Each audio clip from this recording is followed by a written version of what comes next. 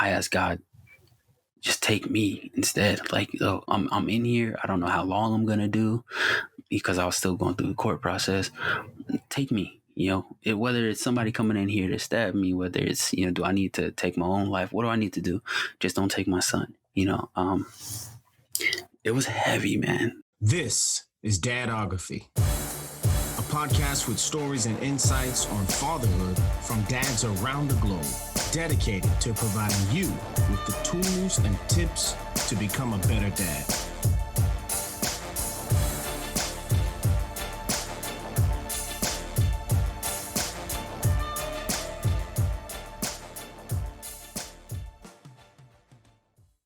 Welcome once again to the Dadography podcast. I'm your host, Corey Ward, and today we have a guest on our show from California.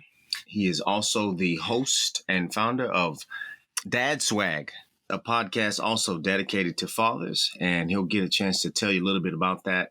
And let me go ahead and introduce you guys to Jay Cee. Jay Cee, how you doing, man?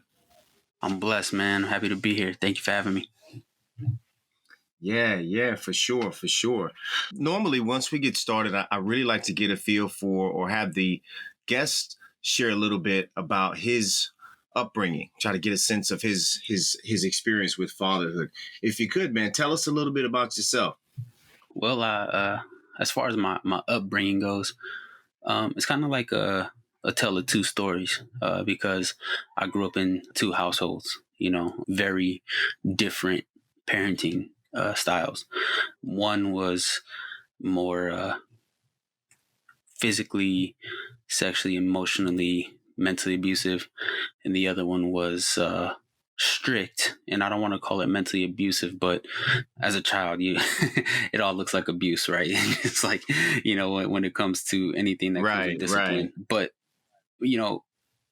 I try to look at it now as a man, not necessarily as a father, but as a man, as two households that really shaped who I am today, good, bad, or indifferent. Through the trials and tribulations, the abuse, all the different abuse, and I'm grateful, man, because it's brought me a long way and got me through some real things. Okay. And presently, are you married? Where are you from? Tell us about your kids, your profession. So, I have two children. I am married, happily married, going on 13 years now. 7 years married, 13 years together. My oldest son, he's 11, going on 12. He was born with Team D leukemia and Down syndrome. And I have my youngest, who's about to be 3 years old next month, actually. I got my hands full. As far as my profession goes, I am a operations manager as my 9 to 5, but I've also been involved in the music industry for quite some time now. So, I try to show my kids that there's nothing wrong with working a 9 to 5 and dreaming at the same time. You got to have a dream. Everybody's got to have a dream. Everybody has to have something that motivates them and inspires them outside of their 9 to 5. Too many times we live to work, instead of we working to live, So I'm trying to show my kids that, a man can bust his ass, but, he still has to have something that he can hold on to that's his, Yeah, I hear you, man. So what did you do or what do you do as it relates to the music industry? I'm a singer-songwriter. I was a Sony BMG for a good little time. Some things happened, opted out of the contract, but I still have those relationships, and I was still able to learn a lot, good and bad, But then I realized I didn't really like the industry much. I love the music. I love making music. I love writing, especially as someone who considers himself a true R&B singer or a true R&B connoisseur. I still tell stories in my songwriting. Unfortunately, that's not where music is at for me right now. And, I went through a lot of hardship when it comes to the industry and my family and, dealing with certain things like that. So, trying to live that that crooner lifestyle almost cost me some things in my life. So, I had to figure out what I wanted to do and who I wanted to be. And at this time, music, at least the music industry portion, doesn't fit in that spectrum for me. Well, listen, man, if you would, I'd like to go back to where you had taken us earlier. You mentioned how you grew up in two different homes, and maybe we can get a little bit more specific. What was it like Yeah. specifically with your dad, and what was it like specifically with your mom, and how was the between the two homes working? Like, were you 1 weekend here or a month or so here, there? How did that work exactly? My mom and dad were never married. I didn't know who my dad was until I was about 6 years old. I was told that the man that my mom was dating, her boyfriend at the time, her fiance later on down the road, I was told he was my dad, and then this man comes into my life, and now I'm having to go to someone who's not my dad's house. So it's like, he's not your dad, but you got to go. And that's when he started trying to, enforce his rights and, to have his custody and his time. So there was a lot of tug and pull in my mom's house. I'm African American and Filipino. And my mom, she used to like date these real big, like 6'2", black dudes, and it's funny because if it wasn't for me being raised in the hood in Pittsburgh, California, then I would have only known my Filipino side. I wouldn't have known my black side. And from an early age, I always felt like I was never good enough, right? I was either too Filipino to be black, too black to be Filipino, right? I never fit in. So I found out early on that I had to either be really funny, really gangster. My presence was welcomed by convenience. You know what I mean? If I was providing a service of some sort, then I was, it's my guy Jay Cee, he's super funny, or it's my guy Jay Cee, he could sing, or this my guy Jay Cee, he's the black one in the family. I never felt really fully welcomed anywhere I went, whether it was to Sacramento when I started getting familiar with my dad's side of the family. Like I said, I felt like, I'm the mixed one of the family. I'm the only mixed one in the family. And then when I went back to my mom's house, I was So, like, well, so I'm the who only was one mixed Filipino, here your too until my mother sisters were or your born. father? My mom's Filipino. Okay, Yeah. okay. And she used to date this man who was very and she eventually married him and had my sisters with him. But he was very abusive, mentally, physically, especially physically. And he was heavy on drugs. There'd be nights where I go to sleep. We lived in a 1-bedroom apartment, and I'd go to sleep on a couch where he spent all day snorting dope. And I'd wake up with, coke on my sweater or coke on my pajamas or coke in my skin. This man, I've had my throat slit by him. I've been held underwater. I've been beat with curtain rods, thrown through tables. My mom, not to bash her, but she doesn't like to be alone. So anytime he would leave on account of me for whatever reason, it would always seem to be my fault. Then I was beat by her because hey, I made him leave. But my mom was very passionate. I learned how to love. This is ironic, but I learned how to love through my mom. She's not a bad person. She's just a very passionate person. I would say when it comes to love, when it comes to her anger, she was passionately angry. She was passionately in love. When she wanted to show her mother qualities, she was passionate about being a mother. So I learned passion from her. Not necessarily compassion, just passion. Right. But the final line for my dad to get custody of me, I just got my yellow belt, and my mom and her man, they went out partying, and they came home, and I just remember the sound of skin on skin, and I remember him, hitting her. I don't know if it was her crying that got to me. I don't know if it was the sound of impact that got to me, but something woke me up. And I came out and I caught him in a full mount on top of her. And I ran full force into him just to try to knock him off. And I finally got to a point where I was able to budge him a little bit. And I covered her body. I laid on top of her and I covered her body, and I took a beating in her place. And I remember her telling me, just go in the room, close the door. So they finished up doing whatever they were doing, and he left. I remember watching his silhouette walk past the door or the window. And my mom, she opened the door And it was almost like, I don't know if you remember the movie The Ring, where it's like, you see the lady in Yeah. a dress and her hair just long and she has like a, real limp walk. And it was almost like that. Actually, when I seen The Ring, it was kind of hard to look at that image, because it would take me back a little bit. It's kind of weird what your mind kind of ties different memories to, right? Um, but I was thinking like, hey, she's gonna come and we're gonna cuddle, and we're gonna make sure that we're okay. But that night she beat me with a curtain rod, and Right. she blamed me for him leaving, and I went to school with bruises and black and blue, and they called my dad, and that was his last. That was his last straw, where he was like, "Okay, I'm gonna go for custody completely now." So that's when uh, the whole custody thing started happening, and I went through mediation after mediation and CPS and all these different avenues.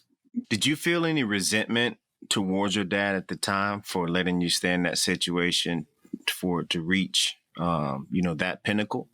At that time, I was young, man.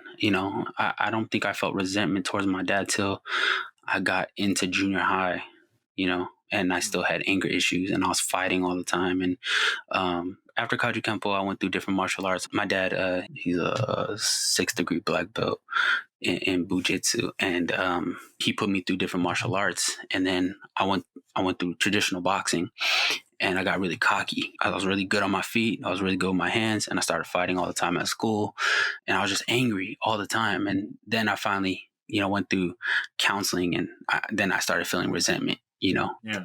I do believe counseling can help. I can't testify that it's helped me. I think prayer has helped me more than anything, but I do encourage whoever feels that they need to go to counseling, at least try it out. Talk to somebody, whether it's counseling or whether it's a relative, somebody you trust, talk to somebody. And unfortunately, it's easier to talk to strangers than it is to talk to people that know you intimately, right? But at the same time, I do encourage you, talk to somebody, man. But for me, it didn't really do much for me. It just made me more angry, because it helped me realize why I was angry, and a lot of that was later on realizing, if you would have been in my life and took responsibility early on in my life, I may not have gone through all this. I may not have, Right. these bruises, these permanent scars, and things like that. My neck, I probably wouldn't have had a knife to my neck that night. And then I had a lot of resentment, and then I had to work through that. Would you say that the experience that you had with your stepfather and then later on with your father, do you think that had a positive impact or a negative impact on the way you father today, and why? Well, I say, whether you had a good father, bad father, involved father, absent father, you had the perfect blueprint, right? And it's all about how you look at it. And if you had a horrible father, then you have a perfect example of how not to be, because you know what that feels like. If you had a perfect father, or in your eyes, if you have a superhero father, then that's somebody that you want to be like, right? Because you know what that feels like. So it's all about how you look at it personally.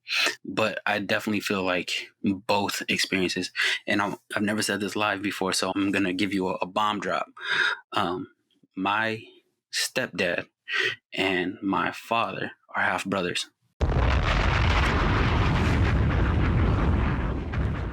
So that's how crazy my Wow. life, my childhood was, man. The man that was beating the hell out of me like this was my blood, It wasn't just some stranger. This was my blood. So I made my first parenting decision at 8 years old. I tell people that your parenting doesn't start when you become a parent. It starts when you're old enough to acknowledge who your parents are and comprehend what your household environment is like. Because then you start taking different things. You start looking at your dad. If he's somebody who is fixing cars, or, good with his hands, and, he's helping you in that way, or encouraging you in that way, then you probably take that into your adulthood and then into your parenting, where you want to help your son, and, you start building art projects and science projects, and you're hands on. My dad, he was a businessman, right? I was never really good with my hands when it comes to tools, My dad was a businessman, so he didn't necessarily teach me how to fix the car. He told me how to hustle, get the money to get somebody to fix the car. You know what I mean? So for me, I think both parenting experiences, fathering experiences, have definitely shaped my outlook on parenting.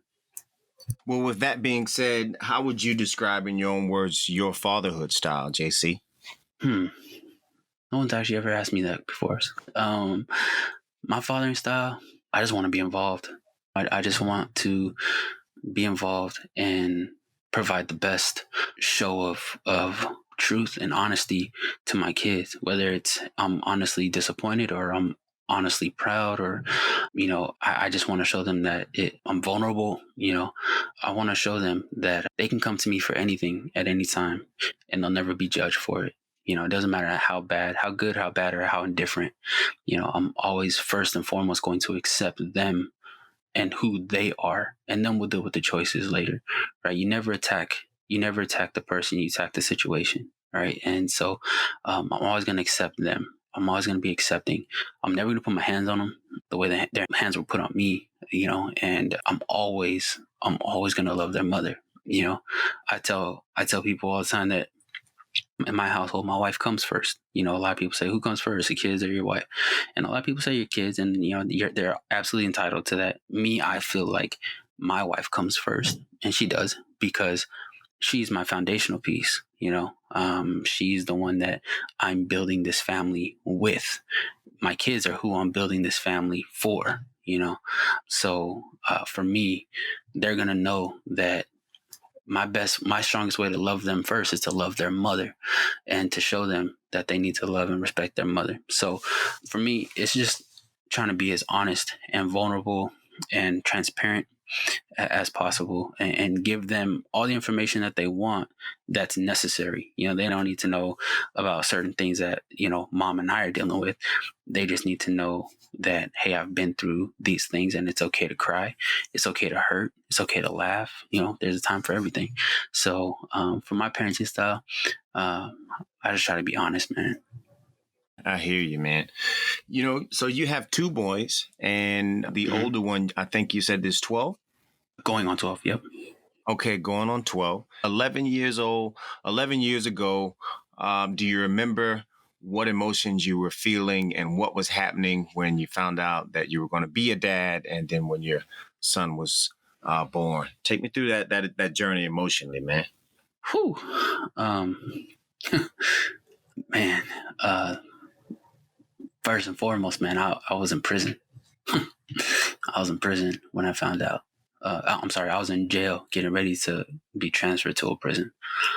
Okay. Um, and that was heavy, man. If you don't believe in God, go to jail.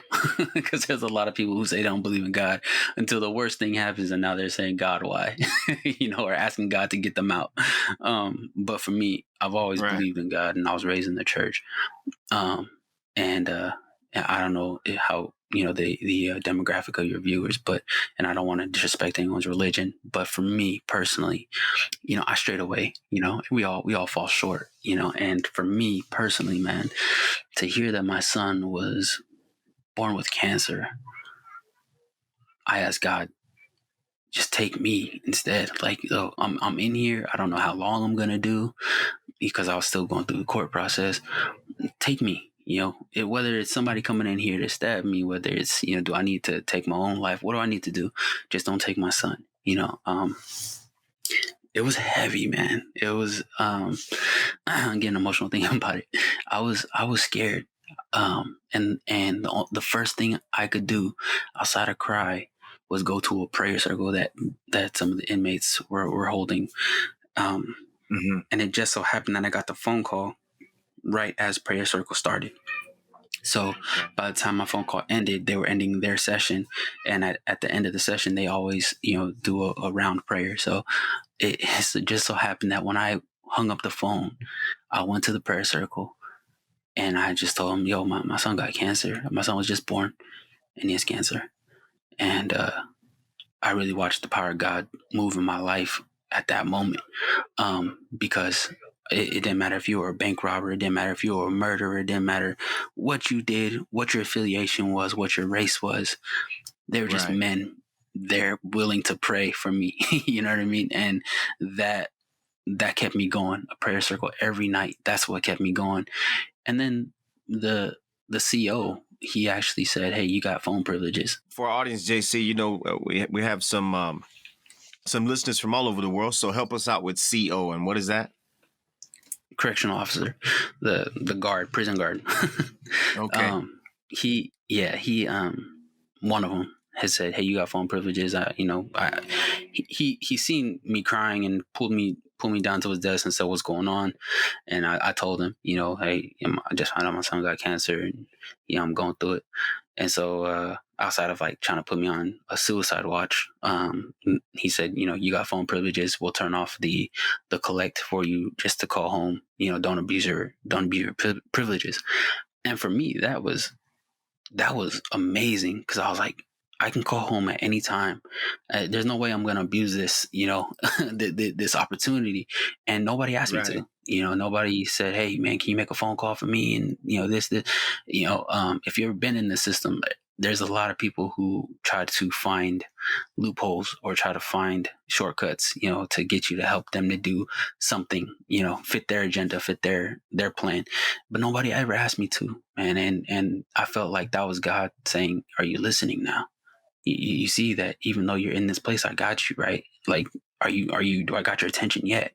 And even with finding out my son had cancer, I was still kind of hard headed, man. Like, I still felt like, all right, yeah, I want my son to live, and take me, and I'm in pain, I'm crying, but there was still the edge to me, that I felt like I needed to keep more than I actually needed to, because parts of you have to die emotionally so that you can make sure you stay alive physically when you're in that kind of situation.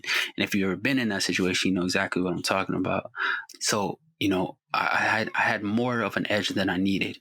And then God was like, "Okay, well, you're not ready yet. So here's some more news. Your son has Down syndrome." And then from there, I was just like, "Oh my God, like, all right, I surrendered. Like, what do you want me to do?"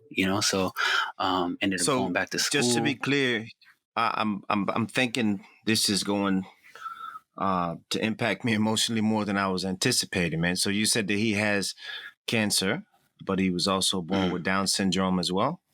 Okay. yes, he doesn't have cancer anymore by the grace of God. He beat the cancer. That's fantastic. That's Um, fantastic. yeah, and he beat the cancer when I got home. And I was there. I wasn't there for his first year and a half when it came to all the poking and prodding and needles in his forehead and needles in his feet. And when I got home, it was almost like I couldn't handle it. Going to those appointments and watching them poke my baby, and all these different procedures. But they let me put the last bandage on his arm for his last poke ever, to check his blood, and that was at 7 years old. So, um, man, that was elation for me. But finding out my son had cancer in the way I had to find out, over the phone, in prison, and right before, I had called home. I just got back from court. I called home, and there was no answer. She was in labor. I called again. My son was born. Okay, cool. Time to lock it down. I locked it down. Doors popped. Had dinner, and then right before, just through routine, I called and said, "Hey, how's everything going? I miss you guys." And I heard it in her voice already, like, "Yeah, he has cancer." And I 10 hours old, going through chemotherapy, and I'm here. I'm here. I can't do anything. I can't do anything. I asked to get out to give a bone marrow transplant. They said, "Nope. Unless your son dies, you're not leaving here. Unless your wife dies, or and she wasn't my wife at the time. So unless your mom dies, you're not leaving here." Like, so those are the only two people that they would ever allow me to leave for. And I'm sitting there like, I can't do anything. Like, I'm useless. And the depression and the anger, and it all just came out of my eyes, man, and I couldn't hold it back anymore. And people understood that, and it was good to see that there was, even in that predicament, still some humanity left in other people. Hey guys, this is Corey, host of the Dadography Podcast. This episode is sponsored by and dedicated to you.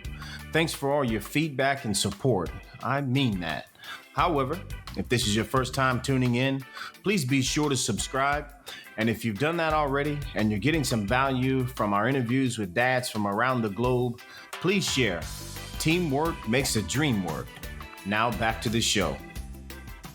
So, what has it been like having a son with Down syndrome in terms of more responsibility, things that perhaps fathers wouldn't have to encounter on a day-to-day basis?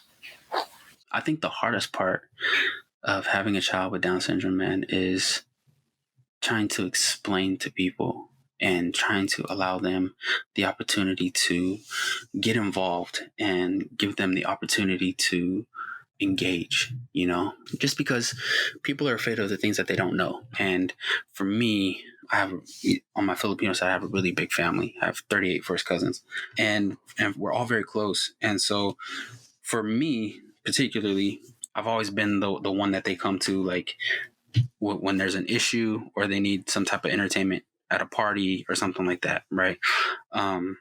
And that was, like I was saying in the beginning, what I seen my value as, right, in my family. Like I'm a singer, I'm a dancer. People want me to perform at their parties, or they want me to come fight for them. And that's how I went about understanding and feeling that that's what my role was. So when it came time to announce to my family he has Down syndrome, it was kind of a shock to them. And the hardest part about being a parent with a child with special needs is explaining to them that they're not dangerous, or that, they just want love too, which kind of also brings me into why we waited so long to have another one, right? He's 11 now, but technically he's like 5 years old, right? 5.5, I believe they said. And my wife and I, we decided to have one when he was a little older, because we knew eventually when the mental gap surpasses, he's at least established some time of dominance to say, I'm the bigger brother, and the little brother can understand that he's the bigger brother, the older brother, the smarter brother. And then by the time he starts having questions about his older brother, because he's now closing that mental gap, he still loves and respects him. That's some serious strategic fathering, taking into consideration the levels of respect that the brothers will have for one another, taking into consideration the feelings of your son, your oldest, and wanting to ensure that your youngest knows his position in terms of hierarchy. I think there's a profound school of thought that you went through in order to make that decision. And it's definitely commendable for sure, man. Thank you. So kind of with my the name of my podcast, the dad swag part, right? That comes from my son actually being in school. And my wife and I, normally when you have a child with Down syndrome, you're probably in the older ages. That's more likely. But man, you go to school, and when your son starts going to school, your child starts going to school, you go to school and you see the older parents, or you see the way some of these kids are dressed, like the parents dress them like they have an issue. You know what I mean? Like the loafers and the sweats and like the dirty shirt, and you know what I mean? Like things like that. And for me, I was like, nah, not my son. No. I got J's, he's got J's. I'm wearing skinny jeans, he's wearing skinny jeans. You know what I mean? My son was voted best dressed in elementary school, like ever since he's been there. And that's a badge of honor that I wear, because it's it's silly, bro, but at the same time, it's seriously It's your something dad that swag. I take very serious. It's dad swag, man. You know what I mean? Like I don't need to wear New Balance shoes and cargo shorts to be an active, involved father like they show on the Father's Day commercials. You know what I mean? Like, no, I still got tattoos and piercings and rock retro Jordans and skinny jeans, and I'm still involved. I still go to every single parent teacher conference. I'm still very involved in class. And then also people knew that if you touch my son or you say something foul to my son, then I'm gonna check you like a youngster. You know what I mean? And so it's like, um, and not in a gangster sense, but in a per our conversation sense. You know what I mean? Right. So Right. I just wanted people to see that the imagery of being a young, I guess I'm in the age of millennial. I call myself a millennial, a millennial father, man. It's different, but it's different in style, but it's not different at heart. You know what I mean? I'm still very involved Mm, with my children. But I just look like this. You know what I mean? That's my swag. And my sons right. have the same swag. You know what I mean? Yeah. Yeah. As your son got older and matured mentally, past cancer, have you had moments of, or do you have moments of, I guess, regret in that maybe, oh, I wish you didn't have this? And does that weigh on you, or um, through your eyes and through your experience with him, it's perfect the way it is? I'm just trying to get a sense of mentally what it's like fathering from that standpoint. Obviously he's your son, so no matter what, you're going to accept him the way he is. But I'm Yeah. trying to understand from just the way that you feel towards the Yeah. No, no. I situation, get you. not I so get you. much towards him. Yeah. Yeah, definitely. And, just like any loving father, any loving mother, any loving uh, parental figure, father figure, you always want the best for your kids, right? So when I'm watching my 3-year-old, who's sharp as a whip now, man, he's quick too. So when I'm watching him do certain things, that I'm like, oh man, you know what? We didn't experience this with Jace. Jason Jarrell. Those are my kids' names. But we didn't Okay. experience this with Jace. It's kind of shocking. But then, and that's kind of like, oh man, we wish he had that experience. We wish that he loved these things. Like we get super excited over, like, birthdays and holidays and things like that. Like for example, he has a walkathon, right? Every year they Okay. do Down syndrome connection of the Bay Area. They do like this walkathon, and every Mm-hmm. year his at school they have a Special Olympics event, right? That's Okay. actually by the administration of the Special Olympics, and my son competes in the 100 yard, or the 50 yard and the 100 yard, and he's fast. He's super fast, and I see a passion in him for running. And maybe it's just because he's a kid and he loves to have fun. He loves to run around, but he loves to run. And so, no parent out there, except for my wife and I, and then our host of family that we invite, are out there with banners. Like, we're out there with pom poms, with the loudspeaker. We're out there partying, man, because we're celebrating. You know what I mean? For his walkathon, I dressed up as Spider-Man. It was his favorite character, the original Spider-Man. And the event was called Capes for Nice. Heroes. So they had, little superhero capes. But no dad was out there dressed as Spider-Man to walk a whole mile with their kid and then walk across the finish line Right. and then put a medal on them and things like that. Like, we go above and beyond for both of our kids. So I I wish he got more excited about those things. My youngest, he doesn't know yet, but this year, his favorite character right now is the Miles Morales Spider-Man, the black and red Spider-Man. So I've got a costume and I'm dressing up as him. He has no idea. I know he's probably going to scream and do a backflip and all these other things. I knew my son was happy to see me as Spider-Man, but he didn't show as much emotion as I would hope. He would show. But that's just because it's him, man. I call him the vibe. He's super chill. He doesn't like bad vibes. He doesn't like anything around him that's gonna make him cry or make him feel a certain way, and he'll let you know. But when it comes to him personally, I was talking to my man Kenny Clutch about this, and he's right, man. He couldn't have said it better. Who am I to ask God to take that away from him? If God knows my child when he formed him in my wife's womb, then who am I to say that that's imperfect? You know what I mean? Like, that's what God wanted you to have. That's what you have. And now I'm tasked with the blessing and the responsibility to raise you the best way he trusts me to raise you. So, I welcome it, and there's been some trials and tribulations, but again, man, it's all about perception. It's all about how you look at Yeah. life. And For me, I spent so much time in my life, even recently, with being injured through this whole pandemic. I spent so much time in my life wondering why and questioning why, making excuses of why I can't do something, rather than looking at the reasons why I can and I should be. So going forward as a parent now, I do everything that I can to show my kids that, hey, those are excuses. We're going to get past whatever we're going to get past together, because God trusts us to get past it. He wouldn't put it on us if he didn't trust us Jay to Cee, I welcome want to say whatever. thank you too, man, for giving that insight into your emotions, because, and I think we really got to the core of it all. And I think it's definitely a lesson for myself and for fathers worldwide to know the importance of accepting and loving your child to the core. And with Yeah. what you said about, if this is what God has determined, then who am I to, figure that there's some other way? Just really displays how much you love your child and accept your child. And I think the child is always that much better when they have that degree of confidence given to them from their father.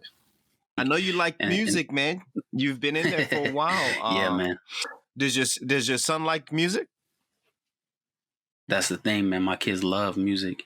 My son, Yeah. he can communicate through parental talk. And what I mean by that is, when you know your child, you know what they're saying, right? People around you may be like, what did he say? But you know exactly that he wanted that cup of milk in that cup in his favorite seat. You know what I mean? But when it comes to music, the boy knows every word of every song. And that's why I had to stop doing the music that I was doing, because Mm. it took him. It took him, man. Like, I put out a song that got a lot of recognition and radio play and club play, and the words of the song were so disrespectful to my wife. And I heard him singing it one day, and I didn't even recognize the song. And I'm like, what? Where'd you learn that? And then it clicked with me, like, oh, that's my record. Like, oh my goodness. And then it clicked, like, the things that I'm putting out there in the world right now are things that's going to affect him. He's already going to have enough trials and tribulation through his own life and what he's dealing with, the Down syndrome that he conquers every day. He's going to have enough naysayers and haters and things like that in his life. That's just the nature, right? But who am I to add to that by adding this type of environment around him, or putting him in a light where it's going to say, hey, your dad sings about the strip club song, is he cheating on your mom? You know what I mean? Like, why would I put that on you like that? Why would I put more stress on you than you're already going to have? And it's unnecessary. And not only is it hurting you, but now it's hurting my wife. You know what I mean? And now my son, my 3-year-old, who will grow up in the normal functioning world, I guess, if you want to call it, it's going to be worse for him, because he's going to be able to comprehend the lyrics earlier. He's going to be able to sing the lyrics earlier. And then he's going to be subject to scrutiny earlier, because right now my son's kind of protected around the certain classes he's in. My first son, he's protected Right. around the classes he's in. He's not around, he's with other kids with Down syndrome and in wheelchairs and cerebral palsy and autism. So they're not comprehending, you know what I mean, what's going on the radio. But when my 3-year-old grows up, he's going to be comprehending, or people around him are going to comprehend what I've been saying on the air and what I've been saying, in the songs and things like that. So why would I put that on them? You know what I mean? And for me, Right. I that was my rude awakening, man. I couldn't do it anymore. I know you mentioned that you sing R&B. Have you created anything for your son? Yeah. We How haven't about put you it give out us a yet. little sample, man? Oh man. Oh, on the spot. Let's see. From the first moment I saw you, from the first moment I held you, I wanted to give you the world. You're more precious than diamonds and pearls. When you cry, I'll wipe your eyes. When things go wrong, I'll make them right. To see you smile means so much to me. All right, that's it. All right. Well, thank you very much, man. I think we understand why your sons love music so much, for sure. Sure, man. Thank Yeah. you. Well, JC, let me ask you, man, what strategies would you give to fathers, new fathers probably, that are in the early stages of having a son or daughter with special needs? What words of encouragement would you give to them, man? Love first and then research. That's what I would do. The reason I say that is because, when you start doing the WebMD thing, right? And you haven't made up your mind that I'm gonna love this child regardless, you start getting scared. That's when thoughts of abortion start happening, and whatever your stance is on that. But that's when people start really getting scared, man. That's when they start saying, oh my God, he can die at this age, or this can happen, or this is going to be a struggle for us financially, mentally, emotionally. People are getting divorced left and right because their child has special needs. Make the conscious decision together if you are together, and then separately, because there's a decision together that you guys make, but then there's a decision as a father personally that you have to make. I'm gonna raise my kid, with my wife, but if she wasn't there, would I still love my kid, right? So for me, you have to make those two decisions to love them unconditionally right out the gate, and believe me, it's easier said than done in some cases, but for me, I knew right then and there, like, I don't care what he has, what he's going to go through, I'm going to be there regardless.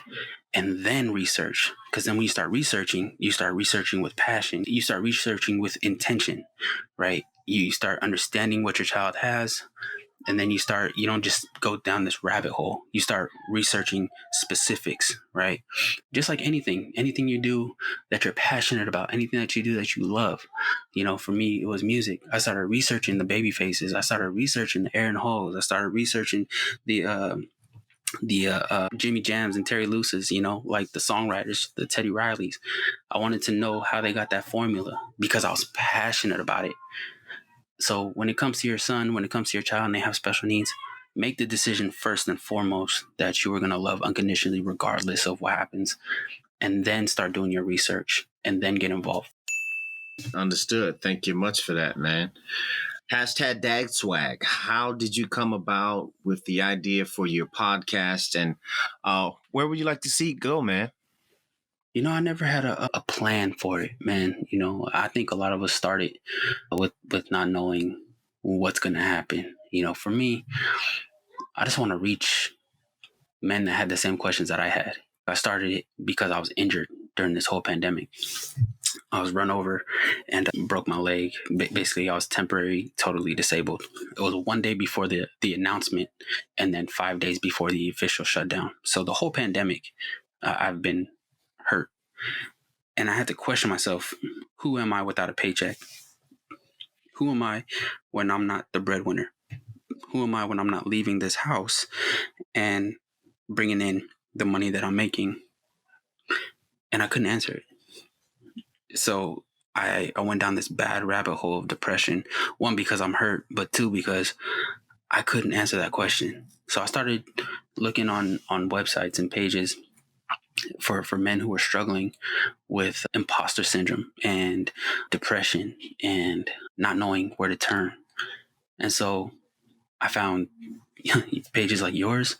I found, Dad Vlog, Kenny Clutch, Fatherhood is Lit, the Dad Gang, and so on and so forth. And then I just realized, oh my God, there is a plethora of information out there for men who are kind of dealing with the same thing I'm dealing with or have the same questions that I have.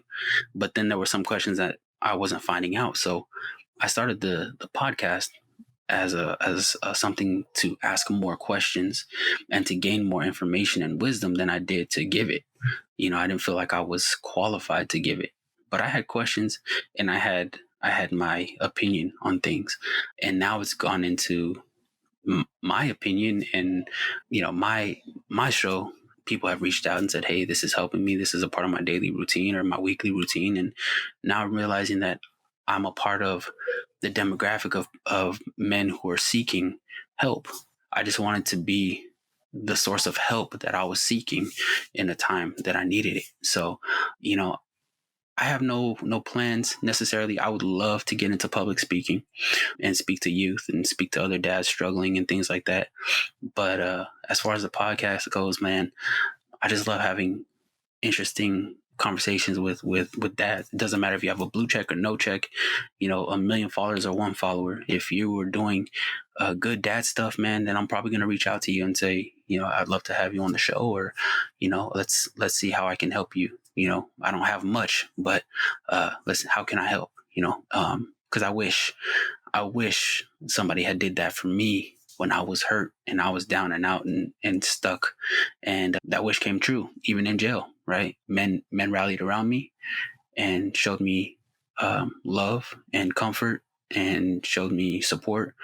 And I wanted to do the same and return it back. Well, if you would, man, tell our listeners where they can get a taste of your show and be able to follow along with you. On Instagram, it's actually Dad Swag Podcast. Somebody has the name #Dad Swag. So if you guys know that person, he wants to sell the name, get at me. I'm willing to buy it. But for now, it's Dad Swag Podcast. But all the major listening platforms, Apple, Spotify, Pandora, iHeart, and even Amazon, they host the show. It's called #DadSwag. The website #dadswag.com. You can email me for any questions, concerns, advice, suggestions at #dadswag@gmail.com. And of course, Facebook page is #dadswag. Well, Jay Cee, thanks for coming on to the Dadography podcast. It's been a real pleasure to have a conversation with you today. And I thank you so much for the way that you have given so many insights to myself and to our listening audience, man. Thanks a lot, brother. Truth be told, I was having a hard time handling so much truth. This one just hit different. Big up to Jay Cee for taking such a rough blueprint and flipping it into a superhero dad. With swag at that. Seriously, tip your hat to that man. He recommends that you first make the decision to love your children to the core as they are, and then focus on researching how you can help them be better. Don't introduce your children to the world as if something isn't right with them. Introduce them the way you want them to be loved, understood, and accepted. Celebrate them and celebrate their accomplishments, even if they don't fully understand why they're being celebrated. In the end, they simply just want to be loved. Don't forget, you don't have to be a square dad to be a good dad. Stay fresh and stay involved. Maintain your swag. Thanks for sharing with us, Jay Cee. Stay up, man. This was another good one. See you guys next week. A lot more to come.